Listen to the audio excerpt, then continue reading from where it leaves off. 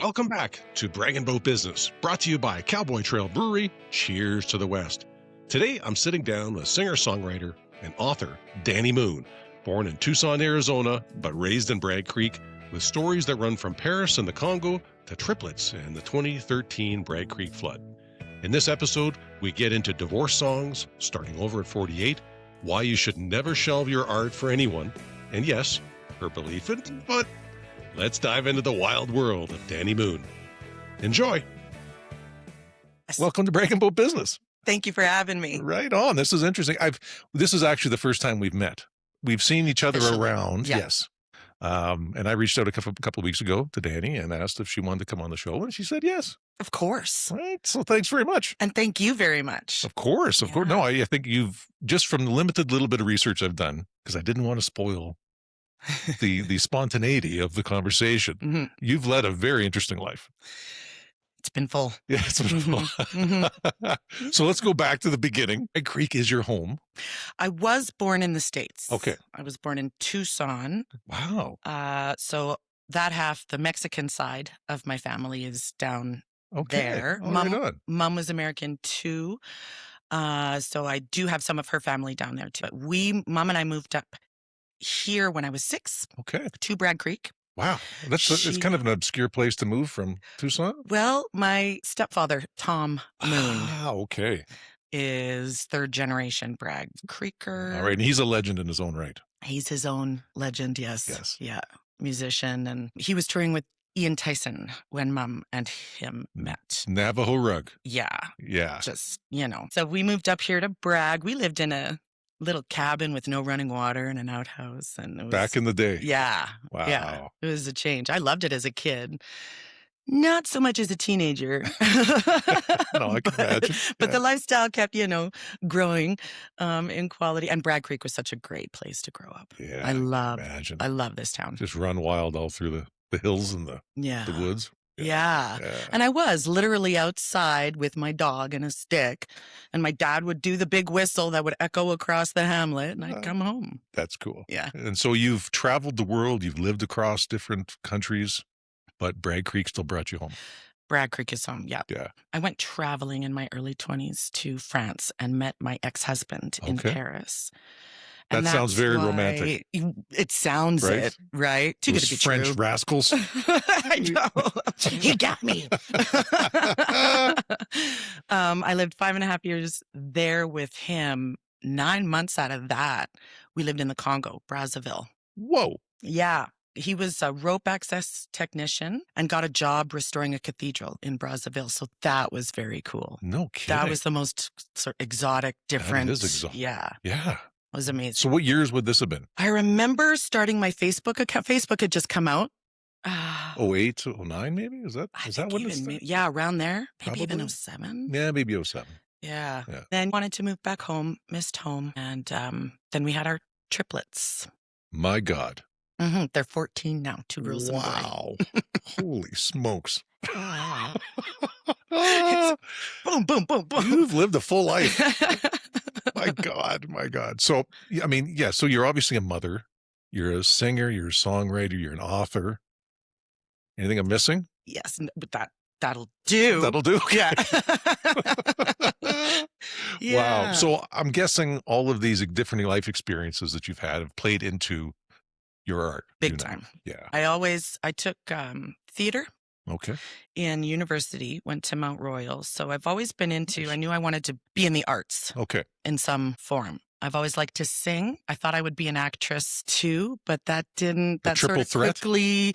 Oh yeah. That's why I'm not in like, it, because I can't dance. So Yeah, that was my weakness. Kind of quickly found out that I was more into the music scene. The acting scene wasn't vibing with me as much. I did Shakespeare in the Park. I did a lunchbox production. And then I kind of called her quits and went into music. Mm-hmm. So no appearances at the Swamp Donkey Theater? No, not yet. I'm actually I was thinking about it, Right? Maybe I should audition, get them old chops up. Exactly. Yeah. That's right. They ever do any Shakespeare? I'm in. Well, they loved me for Shakespeare. Is that right? Oh, yeah. Oh, very cool. All the roles of, and he had a few, the roles of a woman playing a man. Yeah. All right. Back in the day, true to Shakespeare. Yes. Yeah. I'm good in those roles. I don't know why. I think if you sung at the Swamp Donkey, I think it would be overpowering in that room because you have a powerful voice. Yeah. Loud. Yeah. When people hear me yell, then they're like, oh, okay. Danny's I hear here. it now. Yeah. Danny's here. I see it. Oh, that's fun. So from theater to music, got into music because it was through my first boyfriend. Okay. Who I met in theater. So you've been a teenager at this point? I might have been 19 when I met him. Okay. I was Rosalind and he was Orlando in As You Like It. Yes. Was the album that came out of that relationship. McLean and Moon. His name is John McLean. So this was Chaos Jazz and Blues Bistro 2001. Holy smoke. Yeah. Yeah. Let me hold that up right in front of you. Sure. That was at the Powderhorn back when what? Ben and Emma owned the Powderhorn. No kidding. Mm-hmm. Hold on. We're gonna get a picture of this now. Yeah. Come on. Just babies. Wow. Holy smokes. That is very cool. Yeah, I'm glad I kept all this You stuff. do look like babies. Yes.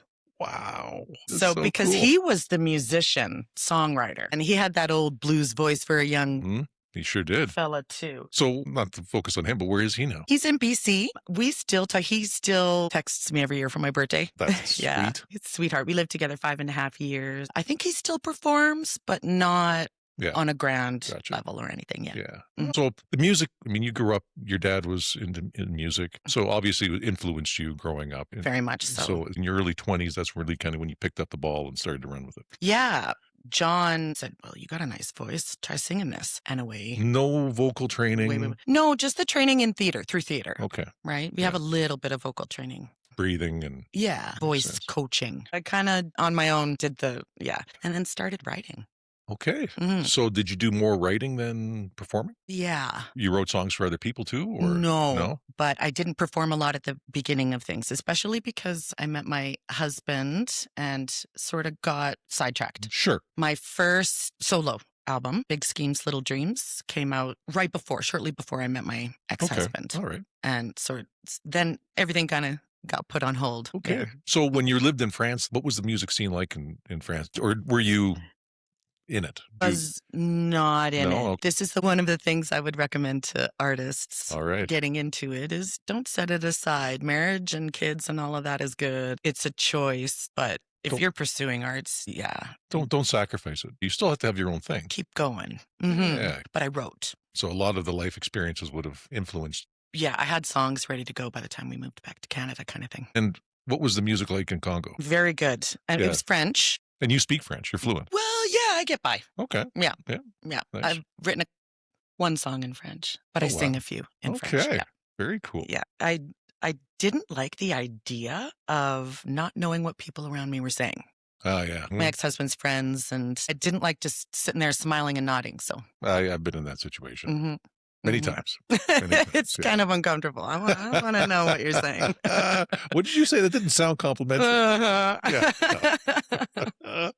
All right on. So you came back to Canada, what year? 2009. Yeah. And then you picked up music again. Well, we had the kids. Right. Mm-hmm. That cut into the time. Yeah, that was For big sure. time cutter. Those sleepless nights, probably a good time to write some songs. I'm up all the time. Might as well. It was just another interesting, beautiful time of life.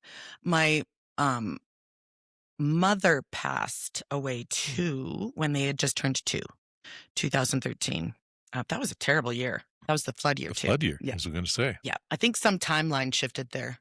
It hasn't been the same ever since. I've seen posters up of you in the community, and you perform on Thursdays at Rockies. Yes. Right? Yes, that's kind of new. That's just 2026. Excellent, though. That's nice. That's amazing. So close, and Rocky, Ben and Emma are awesome. Yeah. Well, like in that poster, that 2001 Powderhorn gig, I think they were the literal first ones to ever give me a gig. Oh, that's fantastic. Yeah. Right and they've been on. supporting me ever since. Super.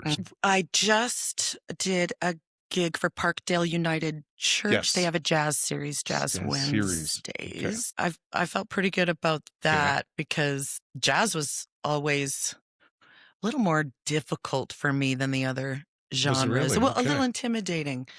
But the audience seems to respond well to that. I think I fit the niche. Nice. And the acoustics must be really good in that church. That was, God, it was gorgeous. Yeah. I loved fantastic. it. Yeah. So jazz, I automatically think of like New Orleans.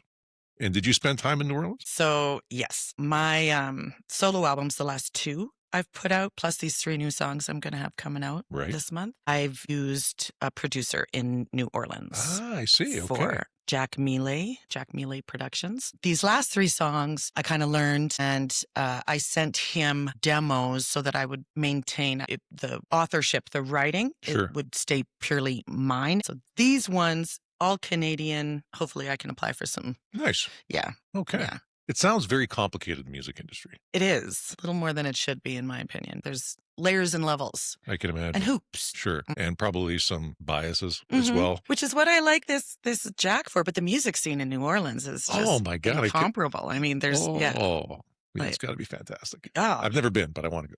Oh, yes, highly recommend it. The no. food is great, too. Yes, no, 100%.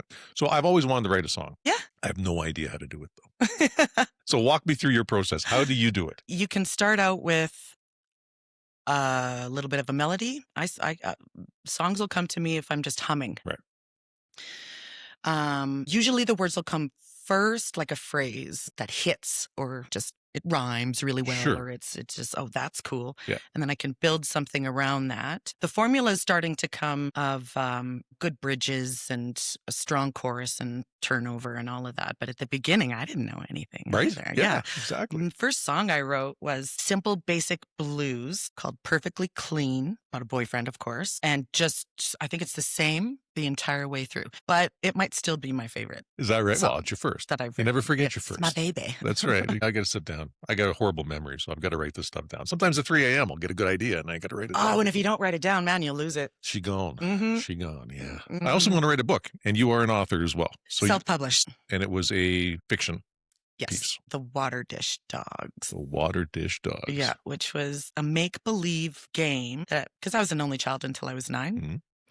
So I played by myself and I'd make up stories, and worlds to live my life in every day. And one was a world of dogs that could talk. Yes. That were connected to other spiritual levels and other planets and other. Wow. Yeah. So I tried to get all of that down. And that actually, I started writing that in the Congo.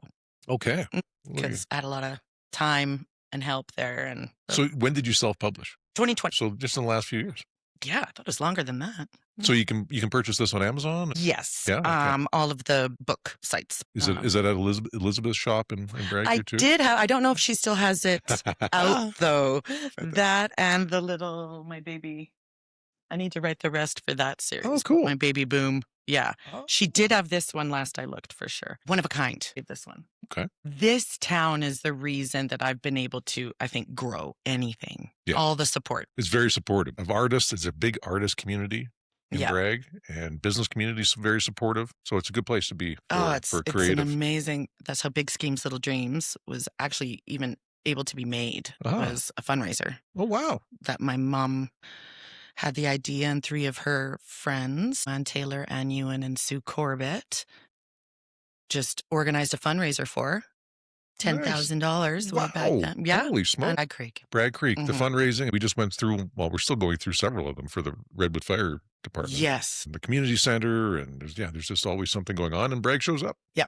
Always. Yeah. Yeah. Winter in the Woods we just had last weekend, and it was very well supported, and a lot of money were raised for the rink rats to keep the rink going, and the Bragg Creek Bears, which was good too. Yes, that's quite a few years now too. 5 years. Yeah. Just awesome. This was the invitation that they had done up for the fundraiser. Wow. For way back when. And Horst Hackforth, who's no longer with us, he was a brilliant local artist as well. Very nice. I like that picture on the front. He drew that. You're great at keeping memorabilia like this. Oh, I wish I kept more.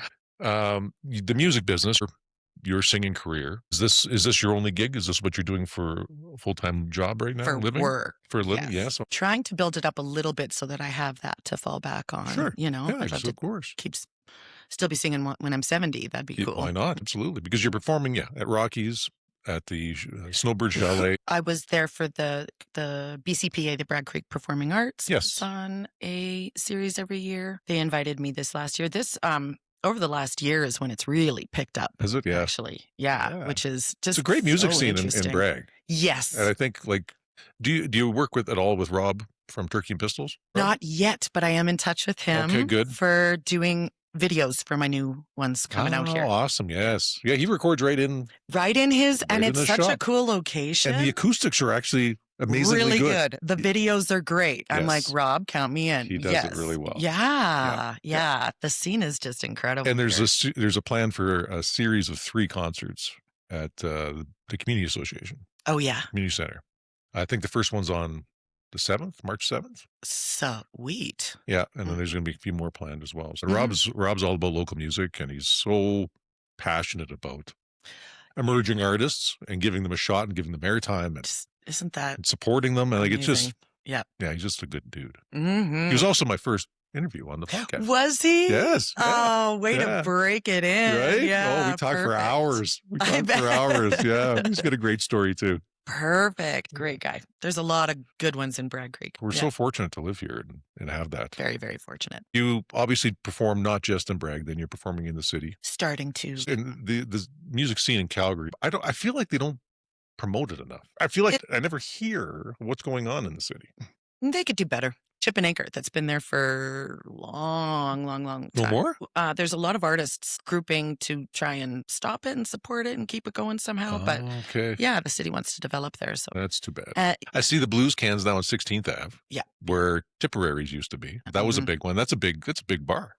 I always like going to Mikey's Juke Joint. Mikey's. On 10th there? Yeah. Oh my God, that was a great place. Yeah. Floors were rotten. The food was great. And the music was tremendous. Ali with the Mexican food. Right? Oh my God, was it good? Yeah. Like authentic. It was real. Yep. Out of Mexico City. And then that's not there anymore. It's hard to keep going. Yeah, I felt bad for Mikey that. Yeah, Dad was doing the jam every Saturday for decades. Bars and restaurants it's a hard go right. Yeah. And the live music, because to pay the musicians and especially a bigger band, I don't think is easy for a lot of establishments, especially on a regular basis. I don't know how Ben and Emma do it, but they've been doing it ever since they started. Yeah. They always have live music. And I like the music that they have there because it's different. Yeah. Than everybody else's. Like they get a bunch of different acts. Yeah. Like when we had the fundraiser for the Redwood Meadows Emergency Service, it was that 11-piece orchestra. John Summers. I mean, it was awesome. Like, how do you see a band like that? Yeah. In Rockies in Bragg Creek? Yeah. They make it happen. They would play in like The Singer or something like that. And then he's got like highly recommended a Elvis Presley impersonator. And they said it was just awesome. You got to see him when he comes back. Shows up in jeans and a barbecue stained T-shirt. You don't expect much, and then he starts singing, and it's like, holy shit, this guy is really good. I'm going to watch for him coming out next time. Mm-hmm. Yeah. So you're teaming up with somebody as well. Right now for Thursdays, I'm with an artist named Ben Rose, who is one of those musicians who just knows every song and can play anything and everything almost, I think. Okay. Just a little duo, but it's nice. We've just gotten started, but I think it's got good potential. There's a lot of local musicians here. Leanne Lightfoot. So is she related to Gordon or no? No, okay. I don't believe so.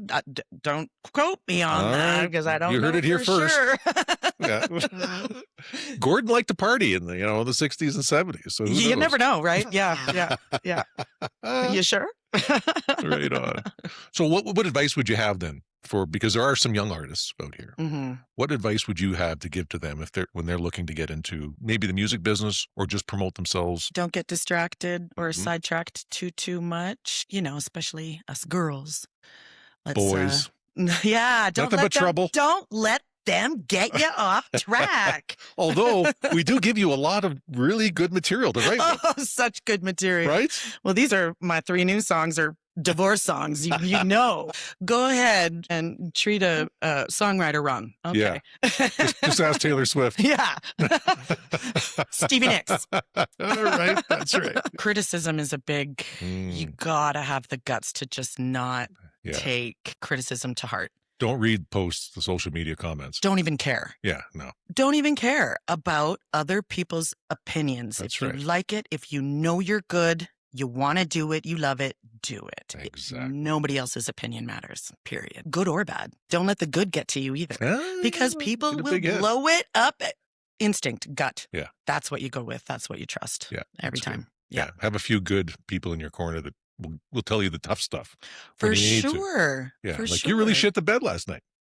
You know, and have the courage to be like, yeah, fuck. Yeah. Right. But get back out there, kid. Yeah. Like I'm not going to let it keep me down. And which takes guts. It does. It takes courage because you kind of don't want to show your face again sometimes after you've really shit the bed, especially as an artist. From the artist's point of view, this is if you claim to be good at this and then there's a moment of, ooh, that wasn't so good, you can let that get you down. Of course. That can weigh on you and start messing with your head. 3 a.m. Right? Yes. Yeah. So we need to learn how to control and block that. Yeah. Just turn the page. Move on. Yeah. Okay. Hot take. On the songwriting, especially my musician father was always on my case. You can't write songs without learning an instrument. I think he literally said to me one time, and I was like, bam, look. Here's a song. There's another one. Here's another one. I'll wake up and write another one tomorrow.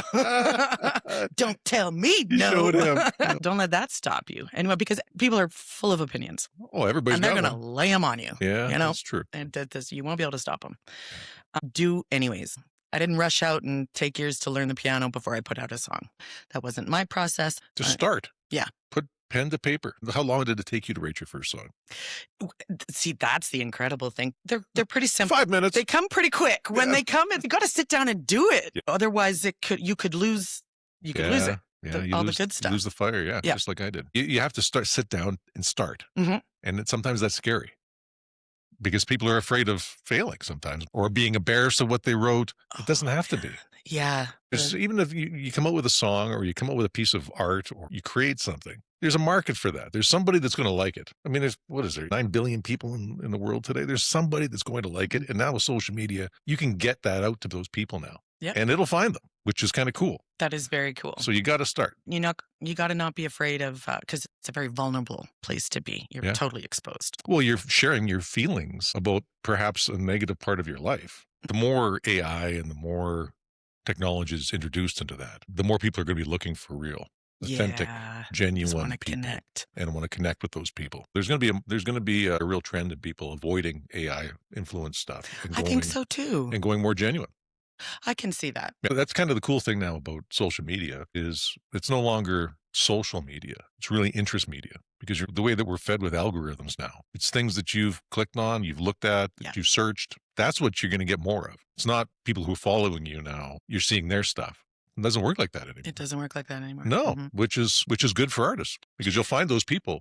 People complain about social media and it can be a very negative force, but type in puppies and sunshine. It'll completely change. Tomorrow it'll change. It'll change. Yeah. So anytime I see negative news things, I'm like, I don't want to see that. Too much. So I just block it or get rid of it. And I don't see any of that dogs anymore. And cats. Thank you. People falling down. Yes. Give me a laugh. What's something that people misunderstand about a singer or a songwriter in the industry? I think a lot of people think we're extroverts. You seem very social, so I'm going to assume you're extrovert, but maybe you're not. Maybe you're an omnivert. Omnivert. I think that's, Because when I love being home, I love being alone. I love being single. Right? If I'm social, like if I'm out socializing and working for a couple days, it's a switch. Yeah. I've turned on. Then I need a couple days off. Yeah. So don't assume that we always want to be on. I'm with you on that. Mm-hmm.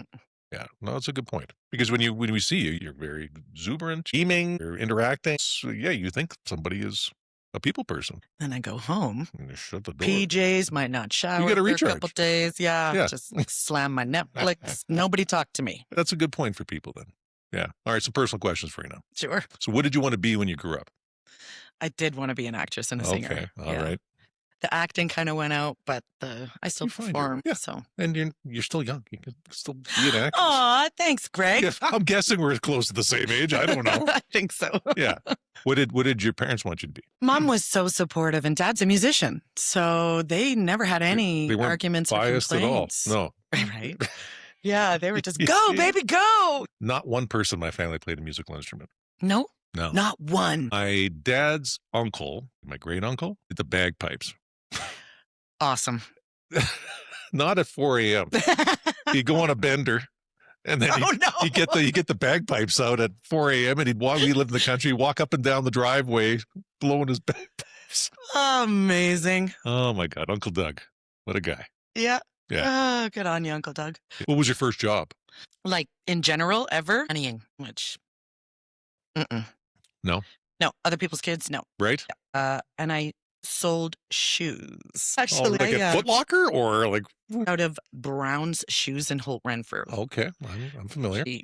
Yeah, Stranky. I helped Cuba Gooding Jr. out one day. What? Yeah, didn't have his kidding. size, but Did you get super small feet? yeah, which is or super popular size. I don't know. We didn't have his size in the Pradas that he wanted, but Oh my! yeah.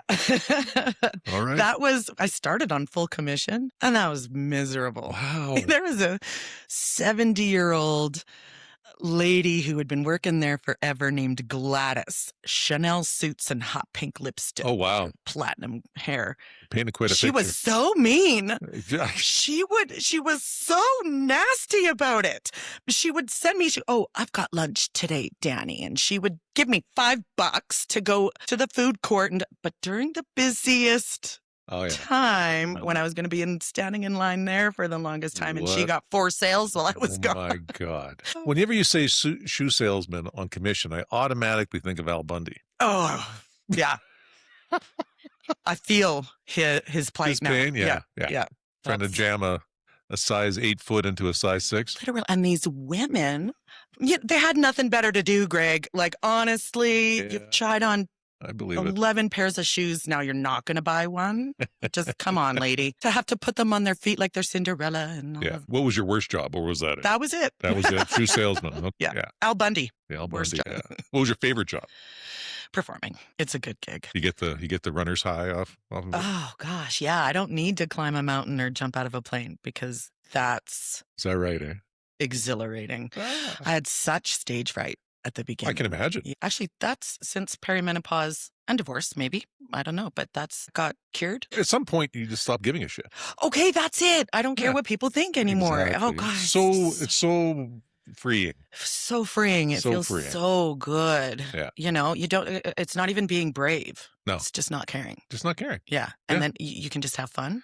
And that interaction with audience is a high. I'm not sure Yeah. you can get. The audience would get it too at concerts. You can just feel it in the room, Yeah. I guess. But as the performer putting that out and sort of as an instigator of that happening, it's magic. You grew up in Bragg Creek, literally around Bragg, the creek. Do you believe in Bigfoot? Mm-hmm. Oh my. Oh, yeah. Okay. Oh, yeah. Really? You're not just pulling my leg? No, I'm 'Cause actually. I've been looking for a year for somebody on the show. I'm That's... very woo-woo. Okay. I think I'm pretty psychic. All right. I would call myself a witch. Good one. Oh boy. A good one. White witch. All of the ETs that have been here since the beginning, I believe all of it. I could see Bragg Creek being a hotspot for UFOs for some reason. I don't know why. I keep my eye out, and I've just never seen one. They don't visit me, and I ask them to. Right? Yeah. Yeah. When I was living in Tucson, because that's a hotspot, It Arizona. is, yes. Yeah. Yeah. And I've been to Sedona a couple times. Oh, Apparently, there's that's some freaky in there, too. vortexes there. That's right. Portals. The And, magnetic fields. uh-huh. Yeah. But I haven't seen anything yet. No. And yet I still believe. I do believe in Bigfoot. I have not seen a Bigfoot. I know people who have or think Really? they have. The footage is getting better. Yes. Yes. One I day. think they're interdimensional Maybe. beings, which is why they're so in and out and very hard to get pictures of, I think. That's right. I'm going to get a big Yeti suit one day and walk around. You're a good size for you could I'm gonna fool do that. people. Yeah, I want to get a good quality one. I don't want to get a shitty one. No, because, yeah. I'd probably get shot or something. Some hillbilly around here will shoot me. It'll be like Scare the wrong person. prank gone bad. Yeah, that'll be me. Put a bulletproof vest on underneath it. So what's next? for Dani Moon? Well, I want to continue my Baby Boom series. Self-publishing is not cheap, so it's just a slow go, but, you know, slow, consistent. Yeah. Keep going. And then I got the 3 songs coming out. I want to keep gigging. I am a single mom. Right. Still, and very busy with that. Of course. So, yeah. Right. I don't want to overwhelm myself, but it's getting going. Good. For the first time, now that I'm 40, it's but coming I've heard together. that about a lot of artists. Yeah. The 40s are a transitional period. Mm-hmm. You're squeezed by a lot of things in life, but you can be transformative during that period. Mm-hmm. Yeah. Yeah. Okay. So where can people find you? Socials, I'm on Facebook, Dani Moon. Dani Moon. Instagram at Dani Moon Art Is It. Okay. Altogether. I'm on TikTok, Moon Moods at Moon Moods. Moon Moods. Mm-hmm. I do have a YouTube. I believe that's Moon Moods as well. All of my links are on the social profiles, and my music is everywhere. Yeah. So Spotify, Amazon, Spotify, Apple, Apple, Amazon, yeah. The big ones. Yeah. Excellent. We can check you out there. Go down to Elizabeth's and ask for Dani's book, which is entitled Water Dish Dog. It's a young adult book. And then the children's, the baby book. The baby book. Baby Boom at the Park. That's the first one in the series. All right. Excellent. Yeah. So we'll put all that in the show notes so people know exactly where to find you and where to get your stuff. Yes. Super. Yeah. Anything else? Oh, I think that. Let me look through my bag of goodies. Okay. Well, I'll leave you with CDs too. What? You don't want Those to are give me yours. CDs? Oh, thank you. Well, I can hardly give them away. Nobody has CD players. We still have a CD player. We don't use it very often, but we do have one. That's a great picture. I love that. Well, thanks very much, Dani. Thank you. For coming on. Very nice being here and meeting you. And all the best this year with reestablishing your music career. Yes. That'll be fantastic. And get down to Rockies on Thursday nights. Thursday nights, yes. Please come out and support. Half off pizzas, half off wine. Oh, my God. Live music. The pizzas are really good, too. Yeah, the food's great. The food is great at Rockies. It is. It's really good. And Ben and Emma just do so much for this community. They do. Yeah. They are beloved. I've said this before. They are beloved by the community. Beloved. Yes. Yes. And what time's the show start on Thursdays? 5 to 8. 5 to 8. Yes. Very so reasonable late time. Dinner hours. Yeah. Right. It's great. You can bring the kids, get them exposed to some different music, live performing. Yep. Thank you. Thanks very much, Dani. All the best. Thanks so much. And if you would like to book Dani for an event or get in touch, check out her socials. The links are in the show notes. And check out her performances each week at Rocky's Tavern and Grill in Bragg Creek every Thursday from 5 to 8 p.m. with Ben Rose. Half-price bottles of wine and pizzas. It's a sweet deal. Next week, we welcome a new business to the studio, Riven Psychology. We sit down with Kelly Bishke and discuss her new venture in mental health in the community. So be sure to come back and check us out. And for the love of all that is holy, if you dig what we're doing here on the podcast, please head over to our YouTube channel and subscribe. It will make my father-in-law, Big Gene, really happy. Have a great week.